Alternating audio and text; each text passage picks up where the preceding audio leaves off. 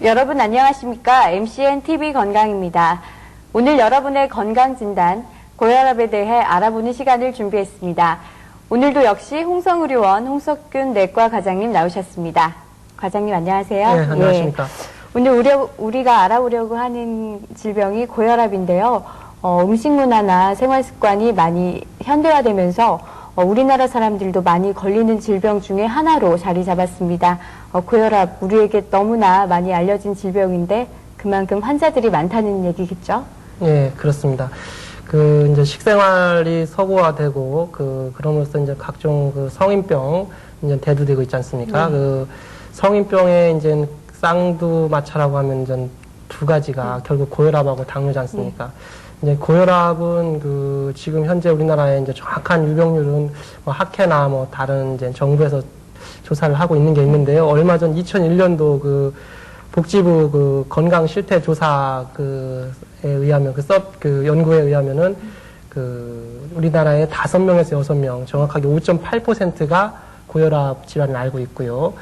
특히 65세 고령을 따지면은 25.5% 그러니까 100명이면은 한 26명이 고혈압이라는 얘기입니다.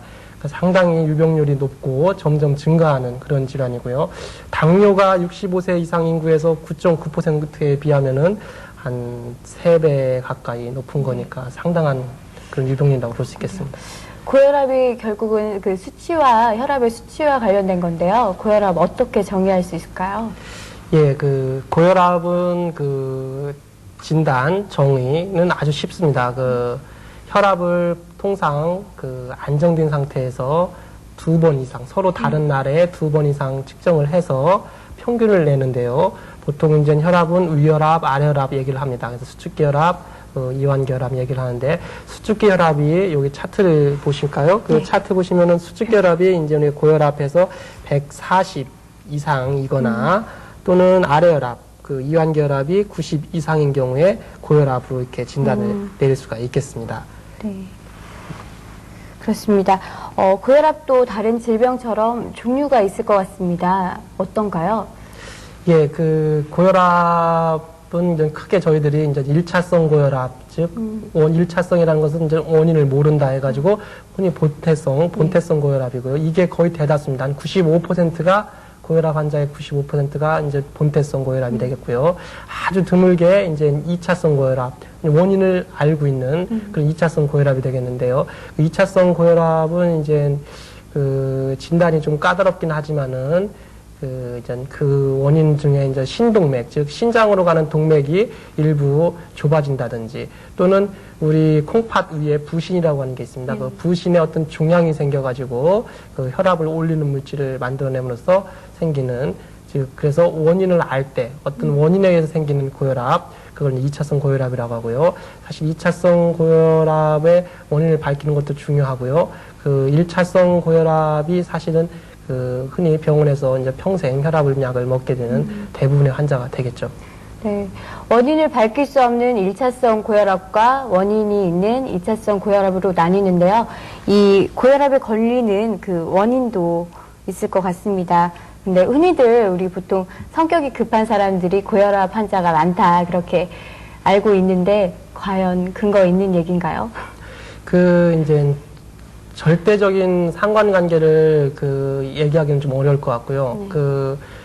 아직 그거에 대해서는 제가 찾아본 문헌이 없어서 지금 말씀 못 드리겠습니다만은 통상적으로 고혈압 환자인 경우에 이제 성격이 이제 흔히 다혈질이라고 표현하지 않습니까? 이제 그런 분들이 많은 건 사실입니다만은 그런 분들이 꼭 고혈압이 걸린다고는 정확하게 얘기할 수는 없겠습니다. 다만 고혈압 환자들이 혈압이 갑자기 올라가고 그런 경우에 어떤 스트레스나 다른 성격 차이에서 너무 성격이 급한 그런 분들이 유병률이 높고 또 혈압이 조절이 잘 안 되는 건 사실입니다.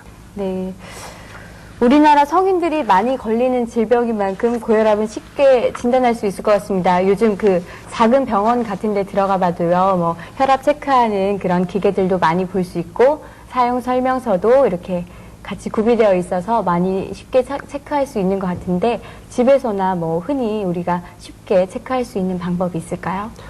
예, 그 고혈압은 이제 진단이 쉬운 만큼 그 이제 어디서든지 그 혈압은 측정할 수가 있는데요. 그 이제 저희 병원에서 이제 가장 수은지 혈압계라고 해가지고 이제 수동으로 이제 간호사들이 재는 그게 제일 정확하긴 합니다만은 그거를 이제 가정에서 하기는 어렵고요. 그 이제 보통 의료기 이제 상사가 보면은 그 전자혈압계라고 해가지고요. 그냥 혼자서도 이렇게 그 감고 그 이제 버튼 하나 누르면은 혈압과 그 맥박수가 기록되는 게 있습니다. 이제 그런 것은 그 우리가 병원에서 재는 거하고는 좀 차이가 있긴 하지만은 지속적으로 쭉 잰다면은 집에서 상대적으로 올라갔는지 내려갔는지는 알 수 있고 또 어느 정도 요즘은 기계가 좋아서 신빙성이 있습니다. 그래서 그 지금은 뭐 약국에도 설치가 돼 있고요. 물론 병의원은 물론입니다만은 그리고 가까운 보건지소나 뭐 그런 데서 자주 재보는 것이 바람직할 것 같습니다. 네. 고혈압 환자들은 그 소금이 있는 그런 음식들을 많이 피하는 것 같습니다. 그래서 뭐 염분이 없는 음식을 먹어야 환자들한테 좋다는 얘기를 들었는데요. 어떤가요? 예, 물론 맞습니다. 그 보통 고혈압 환자 저희 진료실에 이제 환자들이 충분한 혈압약을 드리고 하는데 혈압이 유난히 조절이 안 되는 환자들이 있습니다. 그런 경우에 잘 물어보면은 너무 짜게 드시는 분들이 있습니다. 이제 과다하게 소금을 많이 섭취한다는 얘기인데요. 그러면은 그 혈압 조절이 잘 안 됩니다. 그 우리가 그 이제 저염식을 강조하는데요. 우리가 통상적으로 3끼 식사를 할 때 우리가 섭취하는 소금의 양이 보통 그 추천하는 거는 15g이고요. 네. 그 이제 세계 WHO 이제 그 보건기구에서는 그렇게 추천을 합니다만은 그 우리나라에서는 보통 조사에 의하면 한 25g 정도 섭취한다고 되어 있습니다. 근데 저희가 이제 환자들이 입원했을 때 치료 시기에서는 보통 하루에 5g으로 절제를 하는데요.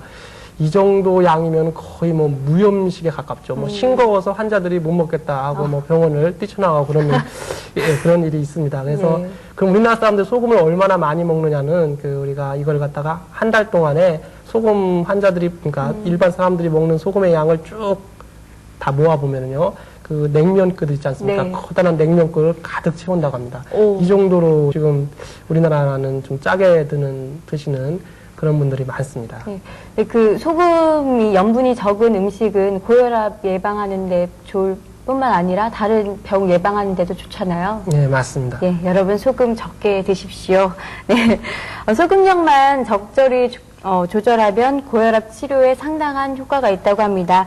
네, 과장님, 그리고 소금 조절 말고도요, 고혈압에 좋은 음식이 따로 있을 것 같습니다. 어떤 음식들이 있을까요?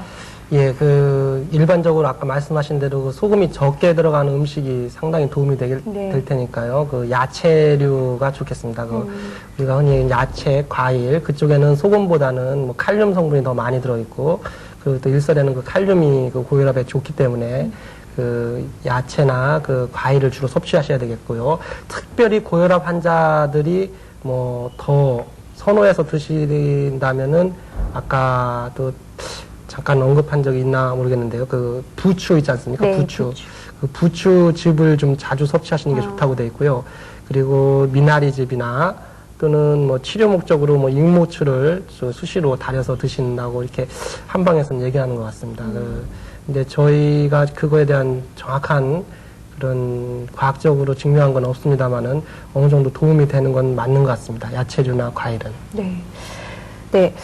그리고 또 고혈압이 무엇보다 무서운 게 그 당뇨병과 같이 합병증을 유발할 수 있는 거잖아요. 이 고혈압을 치료하지 않고 장기간 방치했을 경우에 상당히 위험할 것 같습니다. 어떤가요? 예, 그렇습니다.